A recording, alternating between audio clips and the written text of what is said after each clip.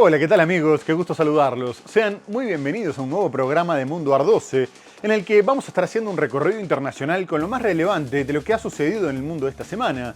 Y en esta oportunidad vamos a estar hablando de todo lo que tiene que ver con el conflicto en Medio Oriente y el pedido del primer ministro israelí Benjamin Netanyahu para que lo indulten por su juicio por corrupción. Vamos a abordar otras cuestiones como la guerra en Ucrania y las negociaciones de paz, las elecciones en Honduras, la tensión entre Estados Unidos y Venezuela y mucho más. Así que ya mismo nos ponemos en marcha con el programa. Acompáñennos.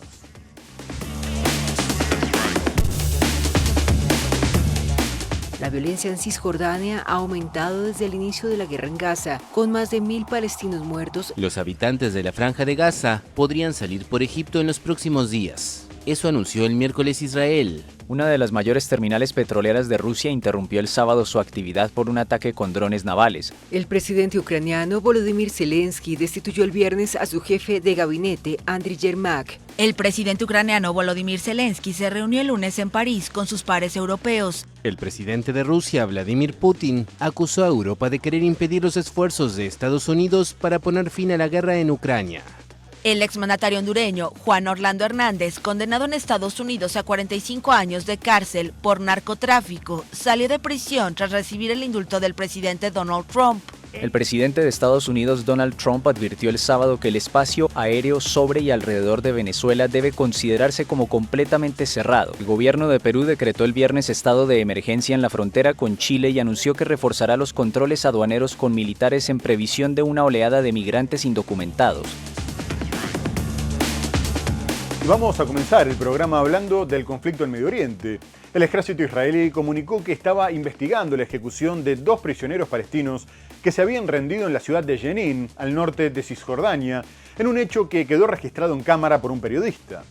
Los fallecidos habían sido identificados como sospechosos de llevar a cabo actividades terroristas, por lo que las tropas rodearon el edificio donde se encontraban y después de un proceso de rendición que duró varias horas, accedieron a salir con las manos en alto, tras lo cual les dispararon. La Autoridad Nacional Palestina había informado sobre la muerte de los 2 hombres de 26 y 37 años, pero tras conocerse las imágenes acusó a las fuerzas israelíes de haber cometido un crimen de guerra, sosteniendo que se trataba de brutales ejecuciones sumarias, mientras que Hamás también denunció una ejecución a sangre fría, lo que volvía a exponer la mentalidad criminal que regía el comportamiento de la ocupación y su total desprecio por la sangre palestina, violando todas las leyes humanitarias. Además, agregaron que no era un incidente aislado, sino un nuevo eslabón en una campaña sistemática de exterminio y limpieza étnica para implementar su plan de anexión.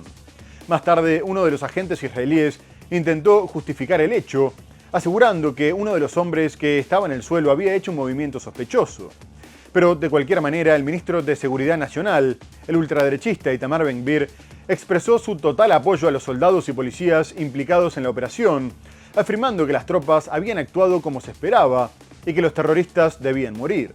El ejército israelí investiga un incidente ocurrido el jueves en Jenin, en la Cisjordania ocupada, tras la difusión de un video en el que se observa a sus tropas disparando contra 2 hombres que tenían los brazos en alto en señal de rendición. La autoridad palestina confirmó la muerte de los 2 hombres, identificados como Montaser Billah Mahmoud Abdullah y Youssef Ali Assasa, de 26 y 37 años. Según las autoridades palestinas, se trató de ejecuciones sumarias y un crimen de guerra. El ejército israelí explicó que las tropas realizaban una operación en el sur de Jenin cuando los hombres fueron rodeados y obligados a rendirse. Sin embargo, tras salir del edificio se produjo el tiroteo y el incidente está siendo investigado. El movimiento Hamás calificó lo ocurrido como una ejecución a sangre fría, mientras que el ministro israelí de Seguridad Interior, Itamar Ben-Gvir, expresó su apoyo a los soldados involucrados, afirmando que los sospechosos debían morir. La violencia en Cisjordania ha aumentado desde el inicio de la guerra en Gaza, con más de 1000 palestinos muertos en enfrentamientos con soldados o colonos israelíes, según un recuento de la AFP, basada en datos de la Autoridad Palestina. Por su parte, Israel ha reportado al menos 44 muertes en ataques palestinos o durante incursiones militares israelíes. A pesar de la tregua vigente en Gaza desde el 10 de octubre, la tensión y los hechos de violencia en Cisjordania no han cesado. Israel ocupa este territorio desde 1967, mientras que la autoridad palestina mantiene allí una autonomía limitada. La violencia en Cisjordania ha ido en aumento tras el alto al fuego en Gaza, y en los últimos días los colonos radicales habían prendido fuego a una mezquita en el centro del territorio, lanzando materiales inflamables al interior. El incendio no se propagó por la rápida reacción de los vecinos, pero también se destacaron mensajes racistas escritos en las paredes del templo, lo que hizo que la Autoridad Nacional Palestina denunciara que el reciente terrorismo y los crímenes perpetrados por los colonos, apoyados directamente por el gobierno de ocupación, constituían una política sistemática para crear un entorno hostil que propiciara la limpieza étnica y el desplazamiento forzoso de los palestinos, y agregó que la violación a los lugares de culto era una peligrosa escalada contra musulmanes y cristianos. Mientras tanto, en Gaza, Israel continuó realizando ataques a pesar de la tregua, por lo que las muertes tras el acuerdo ya superaban las 360. Asimismo, anunció que comenzarían a permitir la salida de gazatíes por la frontera con Egipto, una medida que se enmarca en el plan de paz de Estados Unidos, aunque advirtió que no pondrían en marcha la segunda fase del plan hasta el desarme de Hamás.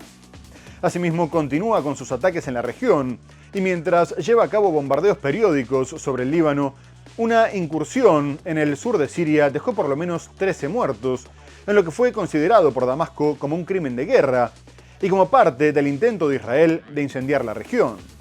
A su vez, Naciones Unidas condenó la presencia de Israel en la zona desmilitarizada y le pidió que respetara la integridad territorial y la soberanía de Siria. Los habitantes de la Franja de Gaza podrían salir por Egipto en los próximos días. Eso anunció el miércoles Israel, en virtud de una medida contemplada en el plan de paz estadounidense para el enclave. El organismo del Ministerio de Defensa israelí que supervisa las actividades civiles en los territorios palestinos precisó que la apertura del paso fronterizo de Rafah se efectuará en coordinación con Egipto y la Unión Europea. El ejército israelí tomó el control del lado palestino de este paso fronterizo en mayo de 2024, alegando que estaba siendo utilizado con propósitos terroristas y para la entrada de armas. Fue brevemente reabierto durante la tregua anterior entre Israel y Hamás, que entró en vigor el 19 de enero, lo que permitió el paso de personas autorizadas a abandonar Gaza y la entrada de camiones de ayuda humanitaria. Rafah es un punto de entrada crítico para camiones cargados de medicamentos, comida y combustible. Durante mucho tiempo, este paso fronterizo ha sido la principal puerta de salida de los palestinos de Gaza autorizados a partir de la franja, bajo bloqueo israelí desde 2007. Las fuerzas israelíes mataron el viernes a 13 personas en el sur de Siria.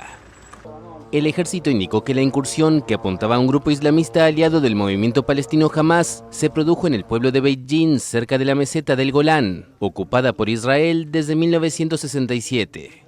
Reportó que allí hubo un intercambio de disparos e indicó que 6 de sus soldados resultaron heridos, 3 de ellos de gravedad. El Ministerio Sirio de Exteriores denunció un crimen de guerra y acusó a Israel de querer incendiar la región. Por otra parte, el primer ministro israelí Benjamin Netanyahu generó polémica al pedirle un indulto al presidente Isaac Herzog, afirmando que el juicio por corrupción en su contra, que inició en el 2020, le impide gobernar con normalidad y afecta la estabilidad del país. El mandatario es acusado de soborno, fraude y abuso de confianza al aceptar regalos a cambio de favores políticos, pero el proceso se había visto postergado por el conflicto armado en Gaza. Y ahora que parecen haber acabado las hostilidades a gran escala, el abogado de Netanyahu presentó la solicitud de 111 páginas que la oficina presidencial decidió publicar en su totalidad, dado su carácter extraordinario y la importancia pública que tiene. Además, el presidente informó que seguirá el procedimiento formal, que incluye la recopilación de opiniones, la elaboración de un informe legal y la evaluación sobre si el caso amerita una decisión excepcional. Entre los motivos que Netanyahu alega se encuentra la intención de poder dedicar su tiempo completo a gobernar Israel en estos momentos críticos y la necesidad de reducir tensiones internas. No obstante, su petición parece haber provocado el efecto contrario, ya que apenas se conoció la noticia, se produjo una manifestación espontánea frente a la residencia presidencial, en la que se le exigía que rechazara el pedido, mientras que la oposición también criticó la solicitud y pidió que el mandatario se retirara de la política, aunque este ya anunció su candidatura a las legislativas del próximo año. Donald Trump ya había pedido el indulto para Netanyahu frente a la Knesset, asegurando que el juicio en su contra era político e injustificado. El primer ministro de Israel, Benjamín Netanyahu, que enfrenta un juicio por corrupción, anunció el domingo que presentó una solicitud de indulto al presidente Isaac Herzog. Según él, los prolongados procesos judiciales están dividiendo al país.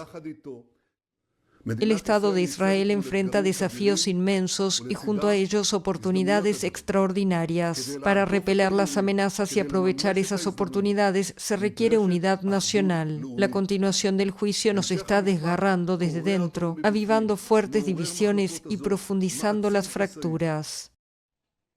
Netanyahu y su esposa Sara están acusados de haber aceptado productos de lujo por valor de más de $260.000, como puros, joyas y champán, de parte de multimillonarios a cambio de favores políticos. En otros dos casos, se le acusa de haber intentado negociar una cobertura más favorable en dos medios de comunicación israelíes. El primer ministro, que niega todas las acusaciones, recordó que su juicio comenzó hace casi 6 años y afirmó que testificar 3 veces por semana es una exigencia imposible de cumplir. Decenas de personas protestaron en la noche del domingo delante de la residencia del presidente Herzog en Tel Aviv para exigir que rechace el indulto. En octubre, desde el Parlamento israelí, Donald Trump pidió a Herzog que indultara a Netanyahu. Para la oposición, una amnistía sin condiciones no es deseable. Y ahora vamos a dejar Medio Oriente para hablar de la guerra en Ucrania. Ante los reveses en el frente, Ucrania comenzó a atacar embarcaciones civiles en el Mar Negro, afirmando que se trataba de 2 barcos de la flota fantasma que le permitiría a Rusia continuar exportando crudo a pesar de las sanciones internacionales. Por lo que la agencia de inteligencia ucraniana lo justificó como parte del intento de reducir la capacidad financiera de Rusia. A su vez, también llevó a cabo un ataque contra una importante terminal petrolera en el puerto ruso de Novorossiysk, también en el Mar Negro, en lo que fue calificado por la empresa propietaria como un ataque terrorista.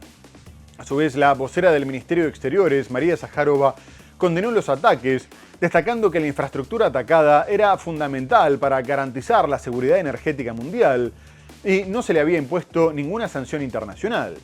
No obstante, los ataques continuaron y un carguero ruso que transportaba aceite de girasol a Georgia recibió un impacto de un dron kamikaze, aunque pudo seguir su recorrido y no se registraron heridos entre la tripulación. El hecho tuvo lugar frente a las costas de Turquía, por lo que Moscú afirmó que también era preocupante que se hubiera violado su soberanía, mientras que el mandatario turco Recep Erdogan dijo que estos ataques eran inexcusables por poner en riesgo vidas civiles y el medio ambiente. Por su parte, Rusia llevó a cabo nuevos bombardeos contra territorio ucraniano, apuntando cientos de drones y misiles contra la infraestructura energética, fábricas y depósitos militares, impactando sobre todo la zona de Kiev, donde 500.000 de usuarios quedaron sin electricidad. Una de las mayores terminales petroleras de Rusia interrumpió el sábado su actividad por un ataque con drones navales, antes de nuevas conversaciones entre estadounidenses y ucranianos para poner fin a la guerra. El sábado, parte de Ucrania se despertó bajo una lluvia de drones y misiles rusos que mataron a 3 personas y provocaron daños en varios edificios de Kiev, según las autoridades. En la misma jornada, drones navales atacaron una importante terminal petrolera en el puerto ruso de Novorossiysk, en el sur, a orillas del Mar Negro. Ucrania no hizo comentarios sobre esta acción. En cambio, reivindicó los ataques contra 2 petroleros en el Mar Negro que presuntamente transportaban petróleo ruso. Las continuas hostilidades entre ambos bandos ponen en cuestión las posibilidades de éxito del plan impulsado por Estados Unidos para terminar con casi 4 años de guerra. La portavoz de Exteriores rusa ha asegurado que la infraestructura energética civil atacada desempeñaba un papel vital para garantizar la seguridad energética mundial y que nunca había estado sujeta a ninguna restricción o sanción internacional. Por último, advirtió de que los recientes ataques ponen en riesgo la seguridad de la navegación en esa importante vía fluvial e hizo un llamado a la comunidad internacional para que condene estos ataques. Zelensky apuntó que un total de 122 drones de ataque fueron lanzados en la madrugada junto a 2 misiles balísticos. Estos ataques ocurren todos los días. Solo esta semana los rusos han usado casi 1.400 drones de ataque, 1.100 bombas guiadas y 66 misiles, aseguró el presidente. El ataque de este domingo estuvo precedido por el bombardeo masivo del sábado, en el que Rusia empleó más de 500.000 de drones y decenas de misiles. Y ahora quisiera hablar del escándalo de corrupción en Ucrania por pedido de sobornos a empresas que tenían contratos con la compañía pública de energía atómica Energoatom, entre otras empresas. La trama ya le costó el puesto a los ministros de Energía y Justicia, mientras que también se vio implicado Timur Mindig, un ex socio de Zelensky y propietario del 50% de la productora que había fundado el ahora mandatario cuando era actor. Pero la situación del gobierno se complicó todavía más, después de que el jefe de gabinete, Andriy Yermak, renunciara en medio de una fuerte presión después de una redada anticorrupción en su casa y su oficina. Yermak se desempeñaba como el jefe negociador en las conversaciones de paz y era considerado el Rasputín de Zelensky, por lo que muchos cuestionaban su influencia desmedida. El mandatario ucraniano aceptó su renuncia elogiando el trabajo que había hecho su ex asesor, al tiempo que hizo un llamado a la unidad advirtiendo que corrían el riesgo de perderlo todo. Y poco más tarde Yermak le dio una entrevista al New York Post en la que aseguró que era completamente inocente y lamentó la falta de apoyo de quienes sabían la verdad, porque no había sido debidamente protegido. De cualquier forma, dijo que no le quería causar problemas a Zelensky y que se iba al frente de batalla a luchar contra Rusia.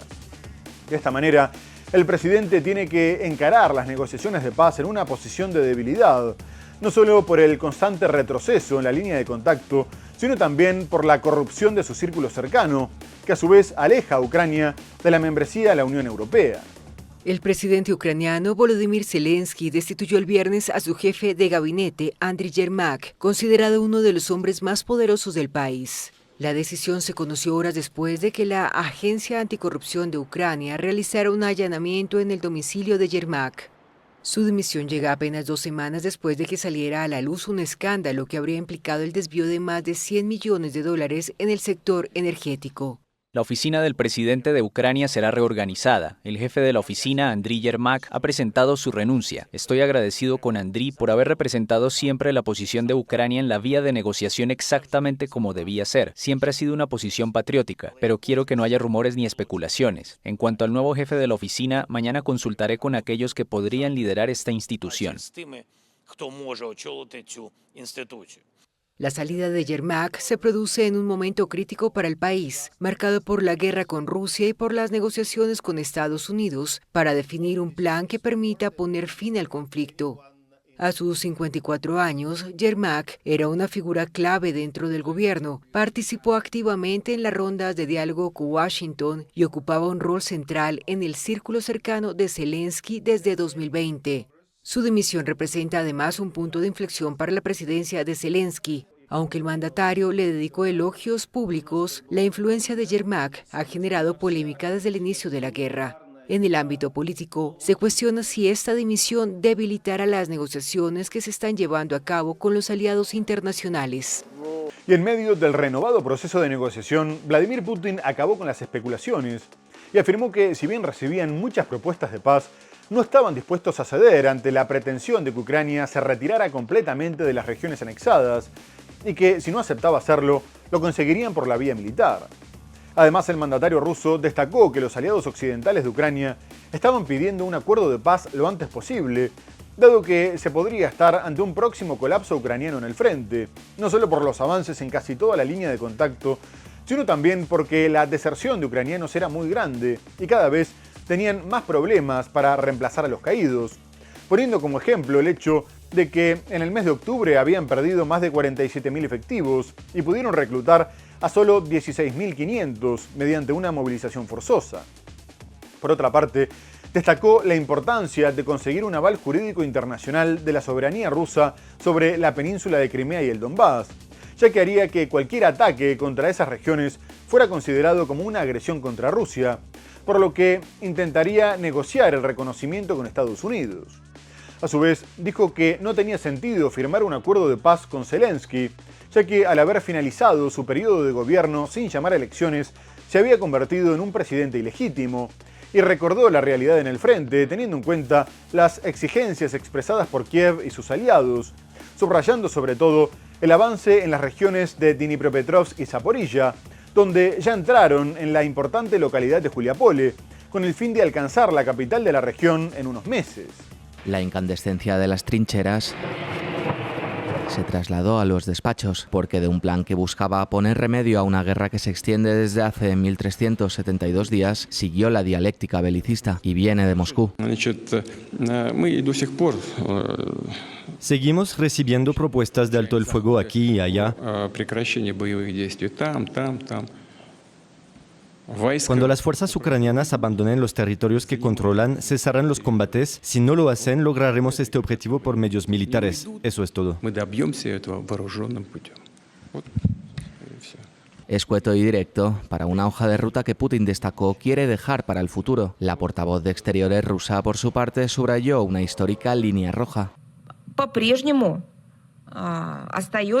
Los intentos de la OTAN de arrastrar a Ucrania a su órbita siguen representando una amenaza para nosotros. La adhesión de Ucrania a esta agresiva alianza militar que ha declarado a Rusia su objetivo y la ha calificado de amenaza para la seguridad en todos los entornos operativos es inaceptable para nosotros, porque la esencia de la actividad de la OTAN es la contraacción a nuestro país.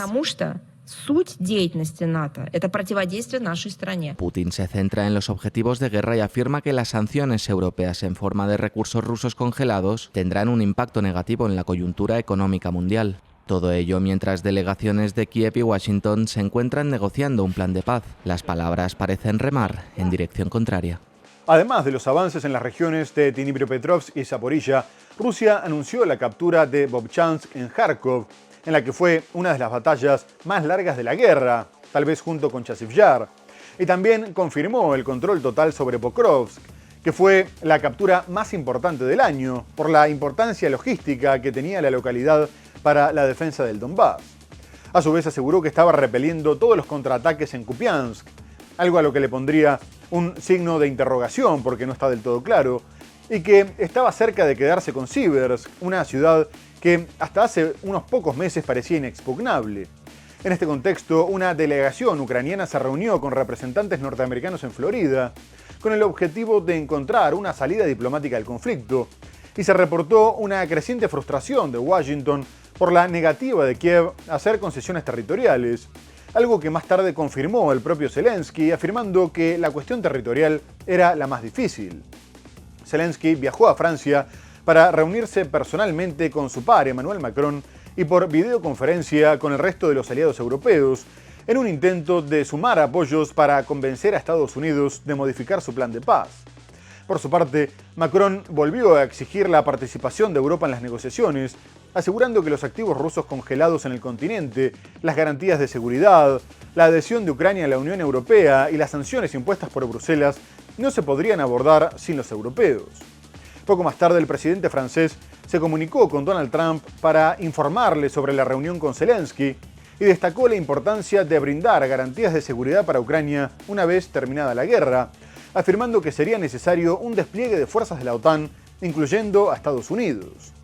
El presidente ucraniano Volodymyr Zelensky se reunió el lunes en París con sus pares europeos, entre ellos el francés Emmanuel Macron, en busca de modificar el plan de Donald Trump para poner fin al conflicto en Ucrania, en momentos en que Rusia realizó su mayor avance en el frente en Ucrania desde hace un año, según el análisis de la France Press de los datos proporcionados por el Instituto para el Estudio de la Guerra.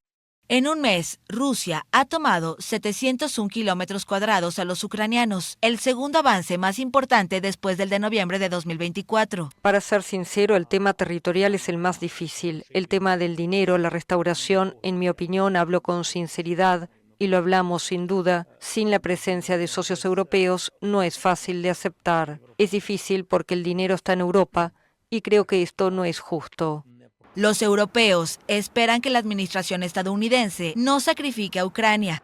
El negociador ucraniano Rustem Umerov se reunió el domingo en Florida con el enviado estadounidense Steve Witkoff y también conversaron el lunes con Zelensky y Macron, según la presidencia francesa.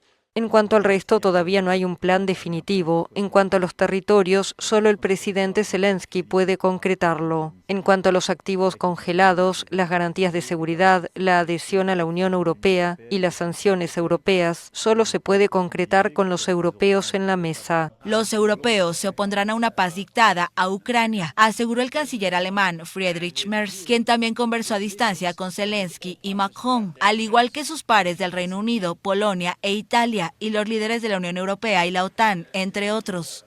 Europa se ha mostrado cada vez más beligerante a medida que la situación de Ucrania empeora en el frente, por lo que Vladimir Putin se refirió a la cuestión y dijo que había dejado claro muchas veces que no tenían ninguna intención de atacar a Europa, pero que si ellos comenzaban las hostilidades, Rusia estaba lista ahora mismo, al tiempo que advirtió que si Europa iniciaba una guerra contra ellos, no creía que fuera a durar demasiado porque no actuarían con tanto cuidado y precisión como lo hacían con Ucrania. Además, consideró que el continente estaba molesto por haber quedado afuera de las negociaciones de paz, pero dijo que ellos mismos se habían excluido y que agregaban puntos completamente inaceptables a los borradores de un acuerdo con el objetivo de que la guerra continuara y al mismo tiempo culpar a Moscú. Por último, dijo que los aliados tenían que fijarse en la situación sobre el terreno y renunciar a la ilusión de que podían derrotar a Rusia.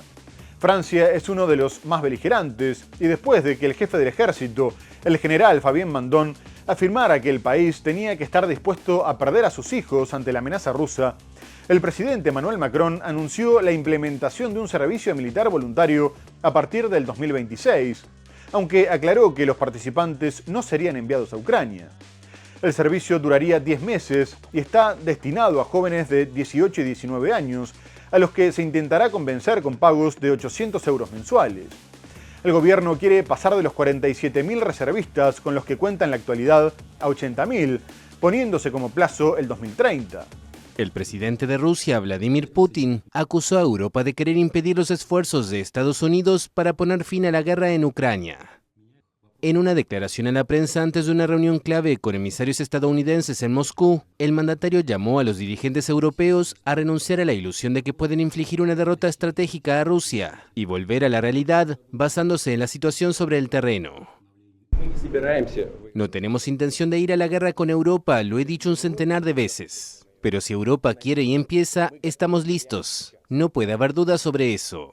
La única pregunta es ¿qué exactamente? Si Europa de repente inicia una guerra contra nosotros, creo que todo terminará rápidamente. Esto no es Ucrania. Con Ucrania estamos actuando de manera quirúrgica, con cuidado y precisión. Putin dijo que los europeos están molestos por haber sido excluidos de las negociaciones, pero aseguró que ellos mismos se han apartado. Al mismo tiempo los acusó de no tener un programa de paz y de estar del lado de la guerra. Francia instaurará en 2026 un servicio militar voluntario de 10 meses.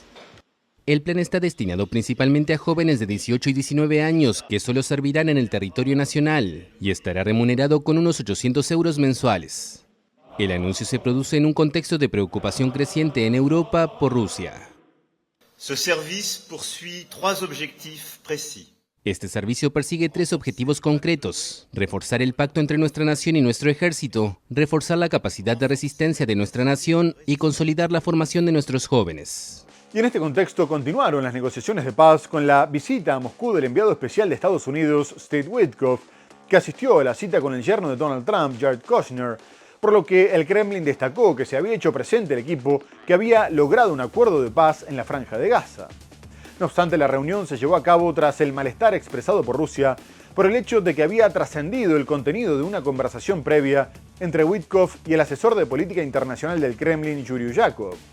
La reunión de 5 horas fue la sexta entre Putin y Witkoff, y más tarde Uyakov destacó que por el momento no habían logrado ningún compromiso y que, si bien varias propuestas estadounidenses eran más o menos aceptables, otros puntos planteados no les convenían. Entre los temas donde no hay consenso se encuentra la renuncia de Ucrania a la OTAN, las garantías de seguridad, la cesión del Donbass y eventuales reparaciones rusas. Pero Uyakov matizó la falta de acuerdo, afirmando que las posiciones de ambas partes no estaban más lejos que antes y que la reunión había sido muy útil, constructiva y sustancial, a pesar de la actitud destructiva de los europeos. Mientras tanto, Zelensky viajó a Irlanda, donde pronunció un discurso ante el Parlamento y no mostró señales de hacer ninguna concesión, destacando que cualquier acuerdo tenía que respetar la integridad territorial de Ucrania y que buscaba la ayuda de sus socios para llevar a Rusia ante un tribunal internacional, aunque agregó que los próximos pasos se darían en base al resultado de la reunión que tuvo lugar en Moscú. Una reunión de casi 5 horas entre el presidente ruso Vladimir Putin y el enviado estadounidense Steve Witkoff en Moscú dejó claro que, pese a los avances, persisten profundas diferencias sobre el futuro territorial de Ucrania. El Kremlin confirmó el lunes que no se alcanzó ningún compromiso, aunque calificó el encuentro como útil y constructivo. Hasta ahora no hemos encontrado un compromiso, pero algunas soluciones estadounidenses parecen más o menos aceptables y podemos discutirlas. Witkoff y el yerno de Donald Trump, Jared Kushner, discutieron en la capital rusa la propuesta estadounidense para poner fin al conflicto más sangriento en Europa desde la Segunda Guerra Mundial, un plan revisado en coordinación con Kiev. Durante una visita a Irlanda, el presidente Volodymyr Zelensky insistió en que cualquier solución debe respetar la integridad de su país. Toda la presión sobre Rusia debe mantenerse para que Rusia no crea que será recompensada por esta guerra con tierras ucranianas robadas o con miles de niños ucranianos secuestrados. Kiev considera que ninguna decisión puede tomarse sin su participación. Mientras tanto, Europa teme quedar al margen y que Washington y Moscú pacten concesiones que afecten su seguridad o fuercen a Ucrania a hacer concesiones injustas. Muy bien, amigos, tenemos que hacer una breve pausa comercial y enseguida regresamos para hablar de las elecciones en Honduras, de la tensión entre Estados Unidos y Venezuela y mucho más. No se vayan, ya volvemos.